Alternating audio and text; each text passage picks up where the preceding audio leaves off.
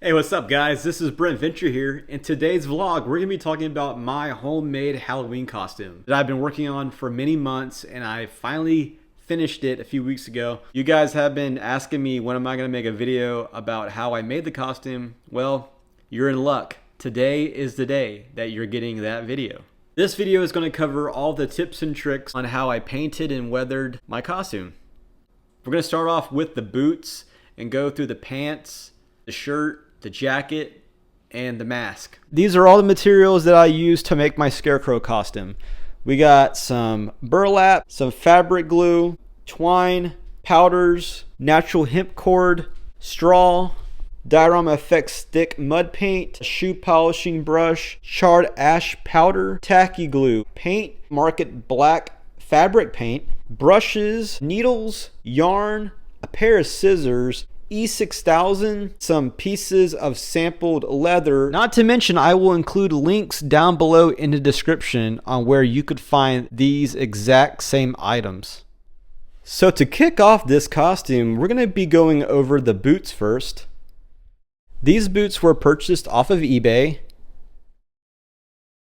And as you could tell that they're pretty muddy. Very muddy. Because most scarecrows out in the cornfield, they're not pretty clean, they're pretty dirty. So with this technique with the mud, I use these two products. Diorama Effects Thick Mud and Tacky Glue. What I did is I got a plate and put 2/3 of tacky glue, 1/3 of Diorama Effects paint, mixed together with a paintbrush and gently applied onto the boots. So right here I got some white acrylic paint to symbolize bird poop, and I just dabbed it on top of the boots. These pants are Wrangler.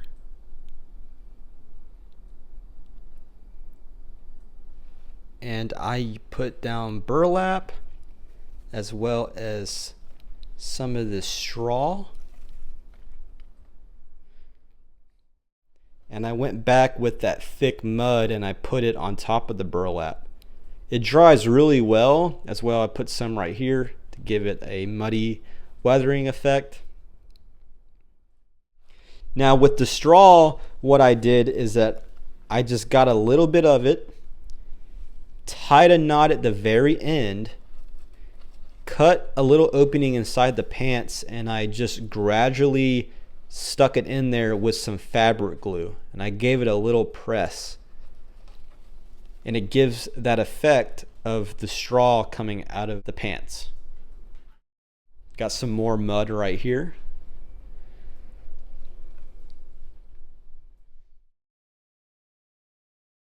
The dark black spots you see right here all over the pants, I used Make Market soft touch fabric paint.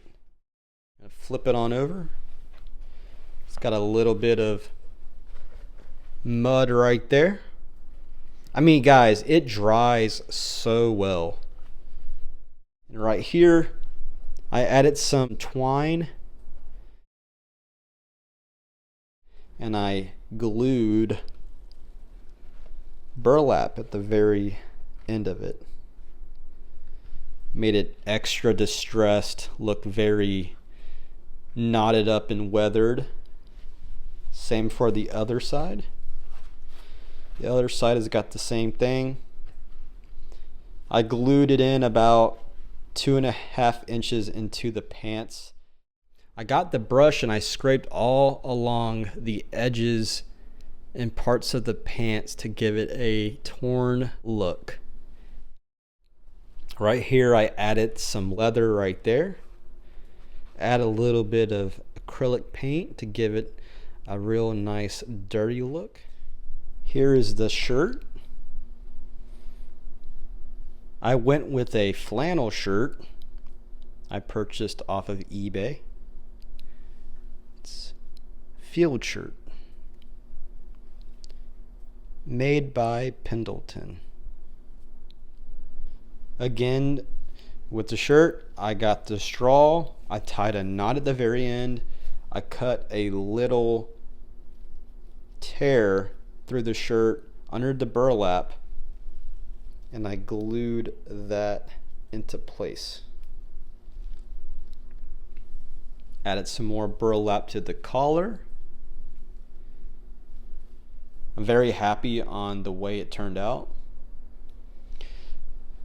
Now, if I were to redo this part of the costume, I would definitely pick a better shirt, as this shirt is flannel and it gets very hot. So for this right here, I used a very dusty powder. A very most common powder that is used on costumes like in movies and television is Fuller's Earth. This is somewhat like a Fuller's Earth. This is more like a brownish, like clay color. This burlap right here is sewn. I did sew the burlap onto the shirt. So I went around the edges and I did like a zigzag crisscross sewing technique. So here's the jacket.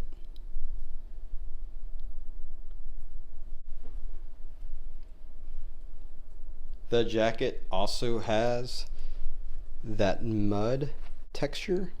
And for most of the burlap on this jacket, it was mainly glued. Like this burlap was glued. I did not sew any of this burlap on here. Again, I added the white acrylic paint to give the effect of bird poop. Some more bird poop right here. A whole lot of bird poop, guys. Birds be crapping on my costume. So this jacket was purchased from JCPenney, by the way, from Mutual Weave, if you guys are wondering. And with the straw, same technique. The very end of the cuffs, I added burlap as well. And that black paint. Just smeared it on there. And then with the black powder, I weathered it right here. So with the black powder, I gotten a brush similar to this brush, and I put a little bit of the powder on there and I kind of went to town with it. Don't use too much, by the way. That powder is very thick and you only need a little bit of it. And the powder had a hard time sticking to the fabric, so what I did is that I had gotten some hairspray and I sprayed it over the parts to make it stick. This right here is this handy dandy brush that I purchased off of Amazon. It helps me weather my costume. It pretty much scrapes through the fibers of my jacket, my pants, and as well my shirt to give it that torn look. When using this tool, I recommend you wearing gloves and to really scrape away from your body, not towards you. Here is the back side of the jacket.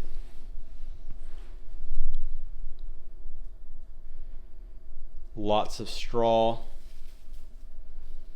burlap, more black powder,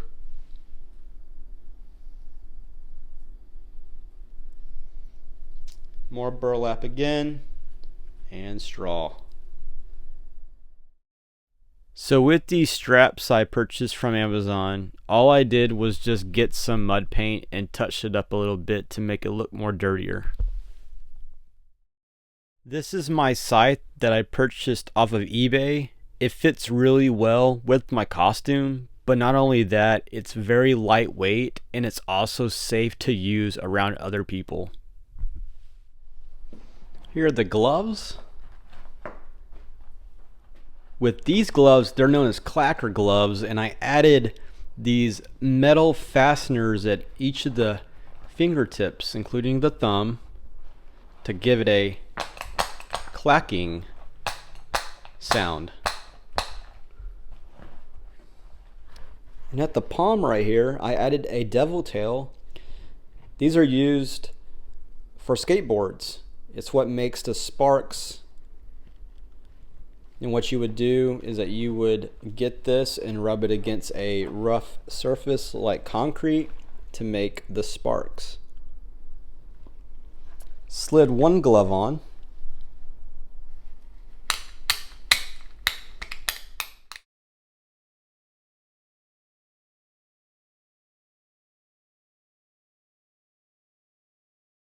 And here's the final part of the costume, the mask itself. This mask was made from Immortal Mask. They're based out in Hollywood, California. They do masks for TV shows as well as movies.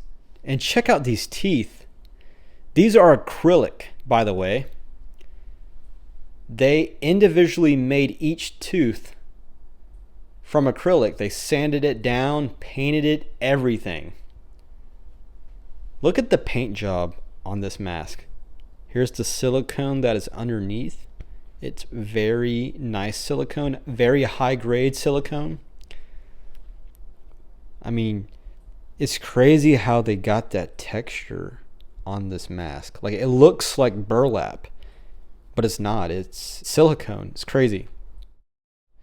And here are the eye holes right here.